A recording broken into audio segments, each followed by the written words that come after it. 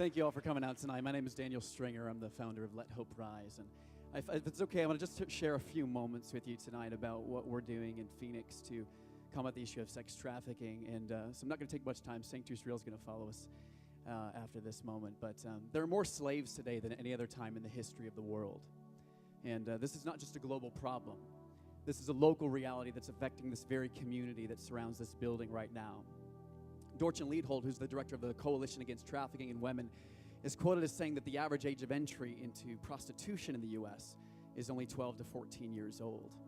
So just think about what that means for a moment. A 13-year-old girl is only in junior high, and her passions are most likely singing in the school choir or performing in the school ballet at the end of the semester. She's probably found on the weekends chatting with her friends and daydreaming about the man that she hopes she'll one day marry. So to think that this same young girl would become the object of pursuit by perpetrators in our society is almost unimaginable. But the reality is it's happening all around us. It's estimated that in the U.S., somewhere between 100,000 to 300,000 young children become victims of sex trafficking every single year. So to put that into perspective, that's like filling the entire Cardinals Stadium with these precious children 4 times over. The only way not to find this problem in any city is to not look for it. And last year when I founded Let Hope Rise, it was out of hearing a story about a girl right here in Phoenix that was trafficked. And her name was, well, for the sake of her confidentiality, I'm going to call her Katie. And Katie was only 12 years old at the time, and it was a few years ago that this happened. And her parents dropped her off at the mall on a Saturday morning, like many parents would do, to hang out with her friends for a few hours. And after those hours had passed by, they came to pick her up, and there was no trace of Katie.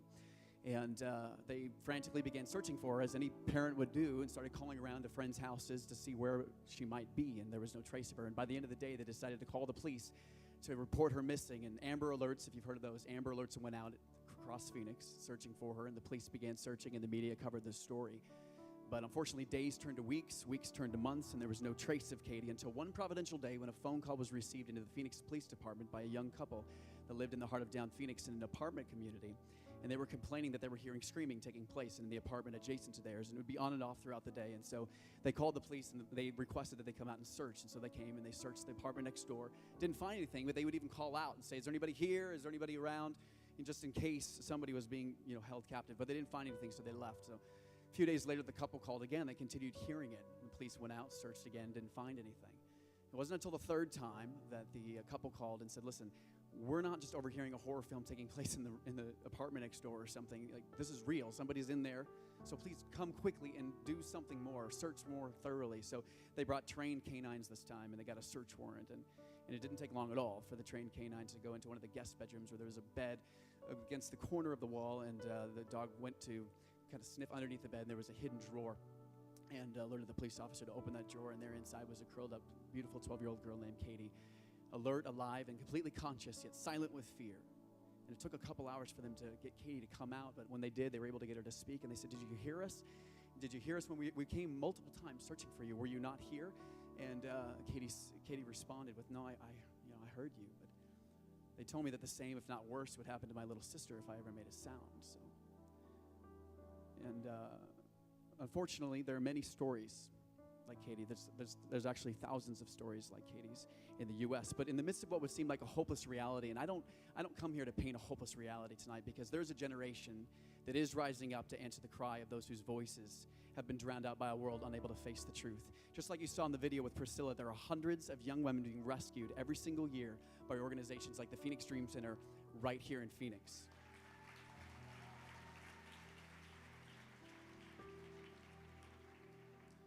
It's only been in the last few years that we have seen a movement begin to form where organizations are rising up and recognizing that this tragedy is taking place right in our own backyard, and that we must do something about it. Every Friday and Saturday night, the Dream Center, dozens of volunteers with the Dream Center scour the streets of Phoenix. I didn't know this till a year ago. They scour the streets of Phoenix, and they look for young women who appear to be for sale. And to each young woman, they give them a single rose, and attached to that rose is a business card. And the business card is disguised as a beauty salon or as a nail salon, so as not to alarm that young girl's pimp if the card is found. But on that card is a phone number to the Rescue Project. And the Rescue Project is a division of the Phoenix Dream Center that is specifically purposed to rescue and redeem young victims of sex trafficking. And so they tell that young woman, if you call this number at any time of the day or night, 24 hours a day, we will come and we will find you and we will bring you home. The rose represents hope. You see, the greatest challenge in rescuing these young victims is communicating a message to them that hope is not dead, that their lives are not lost forever, and that a second chance is still available to them. You see, the enemy of our souls would seek that this truth would never be found, that their new reality as a slave would become their new identity, and that their value is long forgotten in the innocence of the childhood that was robbed from them. So my question tonight, and for all of us, is what role do we play in this story? Many times when we look at the world and we see the greatness of the needs that are represented from starvation and disease and crime and poverty and the sluggish economies of many nations, including our own, we can easily become overwhelmed by the greatness of all of these needs. But in being overwhelmed, I believe that many well-intentioned people do nothing to affect the change that is so greatly needed in our generation. But I believe that as a generation, as mankind, as the church, it is our purpose and the reason we were born to rise up and stand up against the injustice that takes place against the most vulnerable in our society. I believe that if we understood the irreplaceable role that we play in this story, and it is an irreplaceable role, God has called you specifically and given you a specific purpose. He's called you out by name. And he's given you a specific gift of eternal life, not just to be able to survive this life and make it from point A to point B, but to thrive, recognizing that every moment and every day is an opportunity to engage in an adventure with God and bringing the kingdom of heaven to earth and standing in the gap for somebody else between life and death, and becoming the voice for somebody who has no defense and rescuing those who have no one to come for them. He says to be his hands and feet in a lost and dying world and to be the ambassadors of his love in our generation. And so I believe that tonight we have the opportunity to engage in that.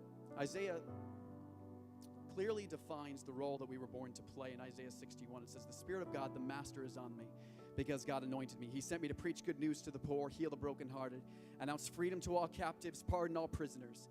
God sent me to announce the year of his grace, a celebration of God's destruction of our enemies, and to comfort all who mourn." Tonight, right now, in our city, this is mind-boggling to me. Tonight, right now, hundreds of young women wait to be rescued.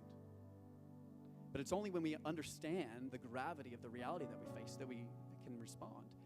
And so tonight we want to give you the opportunity to respond. We want to give you the opportunity to engage with the heart of God and partnering with us, to partner with the Phoenix Dream Center in rescuing young women like Katie and Priscilla and the thousands of others that we have yet to learn their names. So the three ways in which we want to invite you to engage with us tonight. The first is to pray. Pray that the hundreds and the thousands of roses that are handed out tonight and throughout this weekend and throughout the years to come will inspire courage and hope in the hearts of those who receive them to make that phone call to be rescued. And you can engage with your time. It takes hundreds of volunteers to make happen what the Phoenix Dream Center does on a monthly basis in reaching over 40,000 people every single month. And lastly, you can give. It takes $1,200 every single month to be able to rescue and redeem a young girl off the streets from sex trafficking. And the reason for that is the Dream Center funds every aspect of the redemption process, from all of their healthcare costs, all of their legal costs, food, shelter, clothing, ongoing prayer and counseling. And the Dream Center doesn't take any state funding because they believe, as I do, that it's only when you can combine the redemptive power of Jesus Christ and the love of his death and resurrection on the cross, the true healing can take place in a broken heart. And so the Dream Center doesn't take any funding from the government so as to avoid the regulation. So they rely 100% on the funding of people like you and me. So tonight we want to give you that opportunity to do so. And as the ushers come forward, we want to give you the opportunity to give as you feel led tonight. I'm not trying to obligate you by using videos and stories or to guilt trip you into doing something you don't feel led to do, because I believe this is an opportunity to engage in what can be the most fulfilling thing as the body of Christ to do, in standing in the gap for those who have no one to stand for them. So as the ushers come forward, you can give in two ways. One is either by cash or by check. You can make your checks out to Let Hope Rise. This is a tax-deductible donation, so include your information with that.